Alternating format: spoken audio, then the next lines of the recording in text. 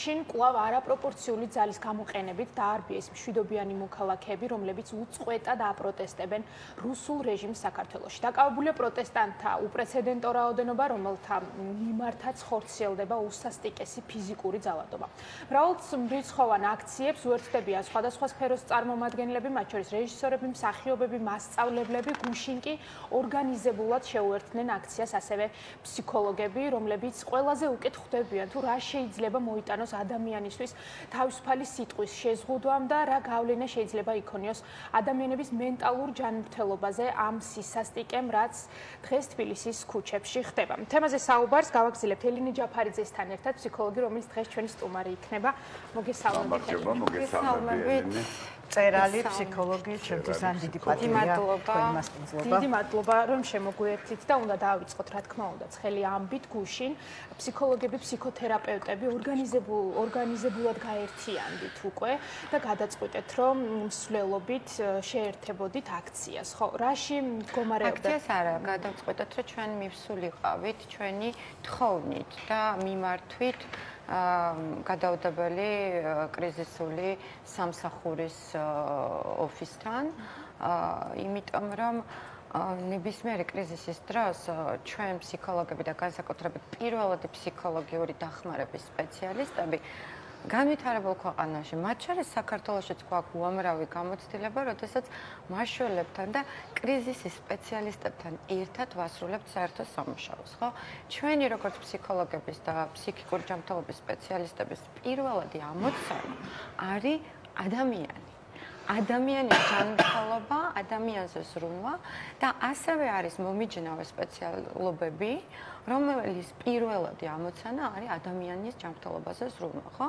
ეს სპეციალისტები დებენ ფიცს, აწერენ ხელს რაღაცას, რომ მე ვზრუნავდი ადამიანზე. აქედან გამომდინარე, ჩვენი მსვლელობა გულისხმობდა არა იმას, რომ რაღაცას ვაპროტესტებდით იმ მომენტში, იმ ხალხთან პირიქით, რომ გვეთხოვა, ანუ ნახეთ, ძალიან ბევრია ხო იმაზე ლაპარაკი, რომ აი შენ რომ ემთხოვ რომ გამოვიდე, ნუ მამუნათებ, ასე შემდეგ, არავითარ შემთხვევაში არანაირ დამუნათებას, არანაირ რაღაცა ძალდატანებას არ აქვს. უბრალოდ თუ ჩვენ გვერდ მხარ და მხარ მუშაობთ მაგალითად წყალდიდობის შემთხვევაზე, როდესაც ზუსტად ვიცით, მაშვალი რა ფუნქციას ასრულებს, პოლიციელი რა ფუნქციას ასრულებს, სასტრაფო სამედიცინო რას ასრულებს, ზუსტად ვიცით, დასუფთავების სამსახური რამდენად მნიშვნელოვანია და როგორ მუშაობს და ჩვენ ფუნქციას ვასრულებთ, ხო?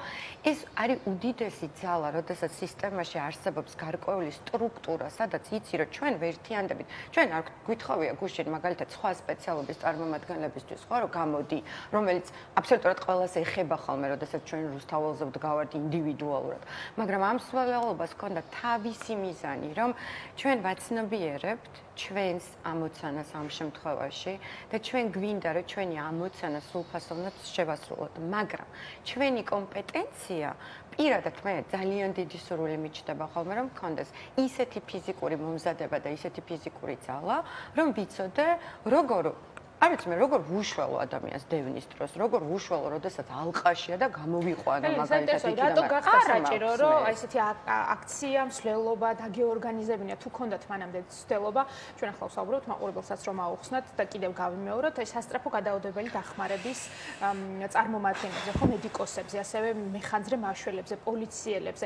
აი ამ ადამიანებთან მანამდე თუ იყო ცდელობა, რომ თქვათ რაღაცა კონსენსუსის მედიკოსები ძალიან აქტიურად გამოხატავენ თავიანთ პოზიციას და მედიკოსებს სულ ხედავთ ჩვენ იგივე აქციებზე დამოუკიდებლად სასტრაფო დახმარების თვალსაზრისით მანქანებში ისე ცალკეულ ადამიანებს, რომლებმაც ძალიან ბევრჯერ დააორგანიზეს მსვლელობა და ხშირად არის ხოლმე იგივე ნათქვამი სად დგანან, იწერებიან, რომ აი აქ ჩვენ ვართ და თუ რაღაცა არის, შეგვიძლია რომ დაგეხმაროთ. მაგრამ აი მაგალითად მაშველების მხრიდან და მეხანძრების ბოდიშს მოვიხდი თუ ცდები და ყოფილა მსგავსი, მაგრამ ჩვენამდე ეს არ მოსულა.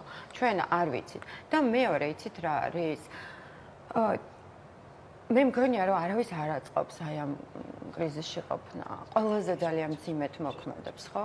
და არის გარკვეული პროფესიები და პასუხისმგებლობები, რომლებიც ზუსტად იმისთვის არსებობენ, რომ ესეთი კრიზისები არ შეიქმნას და თუ ესეთი კრიზისი შეიქმნა, მაქსიმალურად ვიზრუნოთ იმაზე, როგორ მინიმალური ზიანით გამოვიდეთ ამ კრიზისიდან, ხო? ფსიქიკური ზიანი, რომელიც უკვე მოგვადგა ჩვენ მთელ საზოგადოებას, განურჩევლად თავისი პოლიტიკური შეხედულებისა. ნუ იფიქრებს ვინმე, რომ ფსიქიკური ზიანი მარტო ერთ მხარეს მოადგა, რომელიც, რა ვიცი, რუსთაველზე აპროტესტებს ამ ყველაფერს. ფსიქიკური ზიანი ყველგან არის უკვე. აბსოლუტურად, იმიტომ რომ შიშის ფაქტორი, დაშინების ფაქტორი, დაუცველობის ფაქტორი, ის ყველას ეხება.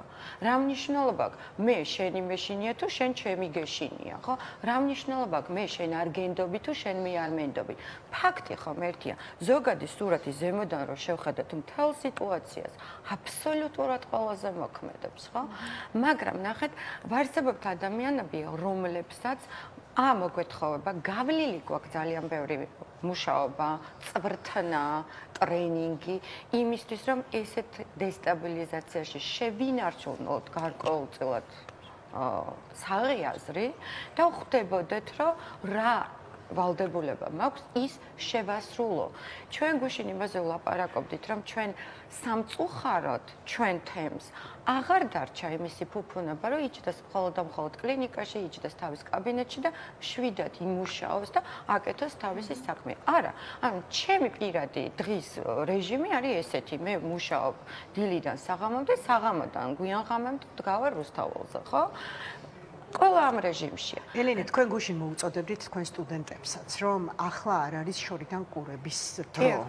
როცა ის რაც პირველად ირგოლით, ახსენეთ კიდე, ხო, პირველადი დახმარება, ფსიქოლოგიური დახმარება, რაც კი გისწავლებიათ თქვენ და ზოგადად სპეციალისტებს, ხო, მომავალი თაობისთვის, ახლა მათ პრაქტიკაში უნდა გამოიყენონ ეს ცოდნა, ამის აუცილებლობას გრძნობთ. ამის აუცილებლობა კიდევ უფრო ესეთი თვალსაჩინო ცოტა ხანში დადგება. ჯერჯერობით მე მინდა ძალიან კარგად ავუხსნათ მაყურებელს, რომ ამ ეტაპზე ჯერ პროცესი არ დასრულებულა და სანამ ცხელია პროცესი, უფრო ესეთი აგრესიის ფაზა გვაქვს, ძალიან მოზღვავებული გვაქვს ენერგია, ძალიან გვიჭირს ბრაზის მართვა, რაც არის სამწუხაროდ ბუნებრივი მდგომარეობა, არაბუნებრივ მოცემულობასთან მიმართებაში, ან ბუნებრივი რეაქცია ის რაც გვჭირს. მაგრამ როდესაც პროცესი დასრულდება და თუ პროცესი დასრულდა საკმაოდ გვიან, კიდევ უფრო მეტად გაიწელა, კარგად გამოჩნდება ყველა ის საჭიროებები იგივე ფსიქიკასთან მიმართებაში, რაც არის. მეორე, არის ჯგუფები ადამიანების, რომლებსაც პირდაპირ ადგება ზიანი, ხო? ახლა როცა დევნის ობიექტი ხარ და კი გაასწარი მაგალითად, მაგრამ მოგზდებდნენ, ან ეცადნენ, არ ვიცი, მე ალყაში იყავი და გამოასწარი რაღაცნაირად, ხო? ან ფიზიკური და ისედაც ჩვენ ხომ ეს რაღაცა სუფთა ფურცელზე არ დაგმართნია რა. ჩვენ ახლა უდიდესი გამოწვევის წინაშე ვდგავართ, იმიტომ რომ ჩვენ ძალიან ბევრი მსგავსი რამ გავიარეთ და ეს ყველაფერი დაშენებულია მთელ იმ ტრავმებზე, რომლითაც ჩვენ ინდივიდუალური და კოლექტიური. ახლა პირადად მე, რომელიც ვდგავარ რუსთაველზე, როცა ჩაბნელებულ რუსთაველს ხედავ, ჩემი ძალიან ღრმა ბავშვობიდან მოდის ფოტოსურათები, კადრები, სურათხატები, თბილისის ომის რა თქმა უნდა. და ჩემ მომართა ჩემი სტუდენტების მიმართ, იმ ხალხის მიმართ, რომელიც აცნობიერებს თავის პასუხისმგებლობას, პირველ რიგში იცით რა იყო, რომ ფსიქოლოგებს გვაქვს ჩვენი აუდიტორია. ჩვენ გვაქვს გარკვეულწილად რაღაცა ჩვენი ავტორიტეტი იმ ხალხთან, რომელიც მაგალითად უსმენს ფსიქოგანათლებით როგორ აუხსნი რაღაცას, ხო? ანუ გვაქვს უნარი რაღაცის ახსნის. და პირველ რიგში ჩემი თხოვნა იყო ჩემი კოლეგების მიმართ, ვისაც ჯერ საერთოდ არ გამოუთქვამს თავისი აზრი ამ ყველაფერზე რა. აი უბრალოდ გამოიყენეთ ეს აუდიტორია და ნახევარ სურათს ნუაჩვენებთ ხალხს.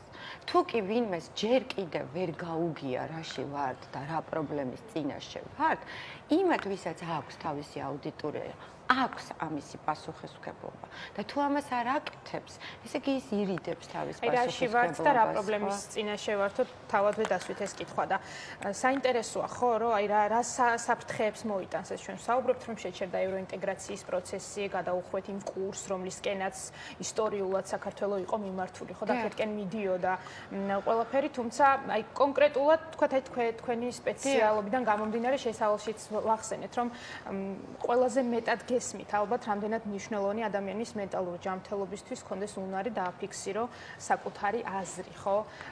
ეს რას მოიტანს იდეაში და მე არ ავწდები მაგალითად ჩვენ თემს და ვიტყვი პირდაპირ. ჩვენ გვაქვს ძალიან ცხელი და ძალიან სამწუხარო გამოცდილება ჩვენი ბელორუსი კოლეგების სურათს. ჩემი პირადად რამდენიმე მეგობარი ბელორუსი არის ლტოლვილი დღეს, იმიტომ რომ მათი დევნა ხორციელდება ბელორუსში. იმიტომ რომ ესენი არიან ადამიანები, რომლებსაც თხოვეს, რომ დაერღვიათ კონფიდენციალობა, რომლებსაც თხოვეთ, რომ მიეწოდებინათ ინფორმაცია კონკრეტული კლიენტებისა და პაციენტების შესახებ.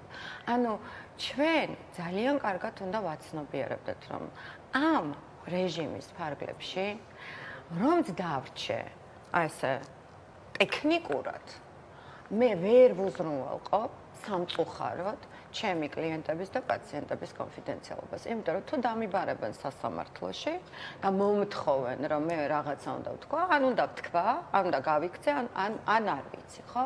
ეს გამოცდილება ჩვენ გვაქვს. ეს არის ძალიან დიდი ტრაგედია, რომ ჩვენ ბრუნდებით რაღაცა ძალიან ბევრი წლით უკან და თითქოს ეს ყველაფერი გამოვიარეთ ისტორიულად და ისევ ამის წინ ვდგავართ, რომ დანოსებით შეიძლება ადამიანების ბედის გადაწყვეტა. ცოტა ხანში საქართველოში თუ ეს პროცესები არ დასრულდა დადებითად, სიტყვის თავისუფლება, რომელიც ადამიანების ნაწილს ესმის, რომ გულისხმობს მხოლოდ და მხოლოდ რუსთაველზე პროტესტის გამოხატვას, არა მეგობრებო, საკუთარ სახლში ვერ მოვახერხებთ, რომ ჩვენი სიტყვა ვთქვათ. ჩემს კაბინეტში ვერ ვუზრუნველყოფ იმას, რომ ჩემი კლიენტის უსაფრთხოება და კონფიდენციალობა იყოს. რაც თავი ამას დაემატება მე ის ცენზურა, რომელიც ადამიანს ხო თავად უჩდება ხოლმე. ელინე, ძალიან დიდი მადლობა, რომ დღეს გსტუმრობდით. ფსიქოლოგი, ფსიქოთერაპევტი ელინე ჯაფარიძე იყო ჩვენი სტუმარი. დაგემშვიდობებით თქვენს და მწერალი. მე ყოველთვის მინდა დიდი მადლობა და მინდა ჩემი უდიდესი სიმპათია და მხარდაჭერა და რა ვიცი, გულის გაგლეჯვა დავაფიქსირო ხოლმე ყველა ჟურნალისტის მიმართ, რომელიც აი ამ პროცესებშია ჩართული. მადლობა, ძალიან მნიშვნელოვანი იყო თქვენი მოწოდება, გუშინდელი, რომ აირწინაღების ხარისხი არის ნამდვილად საეჭვო და მოუწოდებდა ელინე ჯაფარიძე გუშინ ყველა ემიგრანტს, ვისაც აქვს საშუალება თავის ოჯახის წევრს თბილისში ხარისხიანი აირწინაღი გამოუგზავნოს. ეს ინფორმაცია ძალიან საგულისხმო და მინდოდა რომ ჩვენი ეთერიდანაც გაგვეჟღერებინა, გაგვეხმოვანებინა. ელინე ჯაფარიძეს მადლობას უხდით.